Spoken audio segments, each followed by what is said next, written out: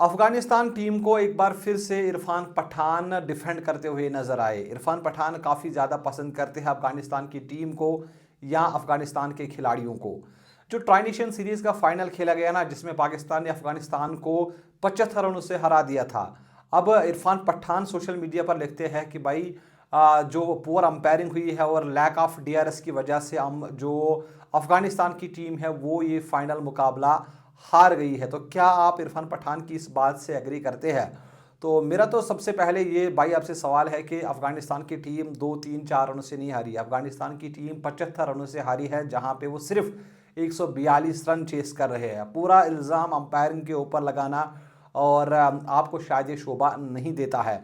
पूरा स्टेटमेंट मैं सबसे पहले आपको बताऊंगा। सबसे पहले इरफान पठान लिखते हैं कि एक मैच अफगानिस्तान टीम को डिफाइन नहीं कर सकती, जिस स्टेटमेंट से हम भी एग्री करते हैं कि अफगानिस्तान की टीम भाई साहब एक बेहतरीन साइड है और एशिया कप में बड़े दावेदार है सेमीफाइनल खेलने के लिए, फाइनल खेलने के लिए।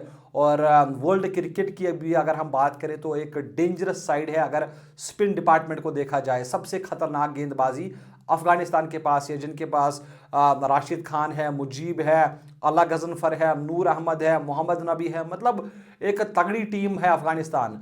लेकिन अब दूसरे पार्ट में जो इरफान पठान है वो लिखते हैं कि lack of DRS and poor decisions by the umpires cost the match. तो शायद आप एक बड़े सितारे हैं, मतलब इंडिया के लिए खेल चुके हैं, और आपको ये कहना ना या ये स्टेटमेंट देना शायद शोभा नहीं देता, क्योंकि भाई अंपायर है वो हमारी तरह इंसान है और किसी भी अंपायर को कोई भी फैसला गलत हो सकता है, इसलिए टेक्नोलॉजी रखी गई है। लेकिन अगर इस सीरीज़ में टेक्नोलॉजी नहीं थी तो इसका ये मतलब नहीं है कि आप सारा कसूर अंपायर्स के ऊपर डाल दें। और खासकर जो अंपायर है ना आसिफ इकबाल, वो हमारे जम्मू कश्मीर से है और इरफान पठान शायद उनको ज़्यादा ही टारगेट कर रहे हैं। अच्छा, ये पहली बार नहीं था कि इरफान पठान ने अंपायर के अगेंस्ट कुछ बोला है। इससे पहले इन्होंने स्टीव जो और एक अंपायर था उनके बारे में बोला और कहा कि भैया ये ऐसा अंपायर था कि जो हमेशा इंडिया के खिलाफ डिसीजंस देता था, हमेशा सचिन तेंदुलकर के अगेंस्ट डिसीजंस देता था। उसके बाद बिली बाउडन के बारे में भी कहा कि भैया ये भी एक बहुत खराब अंपायर था। अभी आईपीएल में भी उन्होंने जो विराट कोहली की डिसमिसल थी उस पर बात की, फिर नतीजा ये निकला कि उनको कमेंट्री पैनल से ही हटाया गया। तो रिसेंटली अगर आप देखेंगे तो काफ़ी अंपायर्स के ऊपर इरफान पठान बात करते हुए नजर आ रहे हैं, उनके अगेंस्ट स्टेटमेंट्स दे रहे हैं। अभी स्टीव बॉर्डन के खिलाफ भी उन्होंने, जैसे मैंने कहा कि एक स्टेटमेंट दिया था कि भैया इंडिया के खिलाफ उन्होंने हमेशा से मतलब जो भी डिसीजन था इंडिया के अगेंस्ट दिया।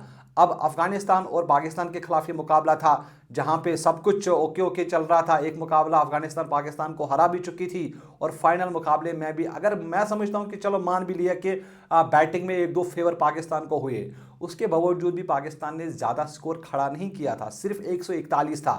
और अफगानिस्तान टीम के पास ये स्टैंडर्ड है कि वो 170 180 भी चेस कर सकती थी। लेकिन अफगानिस्तान मतलब बल्लेबाजी में काफ़ी फंस गई और नवाज एक अकेले बंदे थे जिन्होंने 5 विकेट्स लिए। तो जो आपको भी आउट हुए हैं ना 10 खिलाड़ी, 10 में से 7 आपकी डिसमिसल्स कैच आउट थे, 2 एक स्टंप था, 2 एलबीडब्ल्यू थे और उसमें एक प्लम था। एक पर आपको एतराज़ है कि आप कह रहे हैं कि वो लेग स्टंप को छोड़कर जा रही थी। तो एक आधा डिसीजन गलत भी हो सकता था, या इससे पहले क्या ऐसा हुआ नहीं है कि किसी अंपायर से गलती है? और कोई भी अंपायर इंटेंशनली कोई गलती नहीं करता, उनकी रोजी रोटी होती है और वो हमेशा चाहते हैं कि भाई हम एक्यूरेट रहे। और मतलब बड़े एक्सपीरियंसड अंपायर से भी गलती हो जाती है। आपने कितनी बार देख रहा डिसीजन अगर अंपायर ने गलत दिया होगा तो वो ओवरटर्न करता है डिसीजन। तो पहली बार नहीं था अगर अंपायर से कोई गलती हुई हो। तो इरफान पठान साहब पहले आपको सोचना पड़ेगा, उसके बाद ही आप इस तरह के स्टेटमेंट दिया करें। फिलहाल एशिया कप अब शुरू होने वाला है, आज पहला मुकाबला खेला जाएगा। आपके साथ हम जुड़ते रहेंगे। आप मुझे फिलहाल इजाज़त दीजिए, आप अपना बहुत सारा ख्याल रखिएगा। अल्लाह हाफिज़।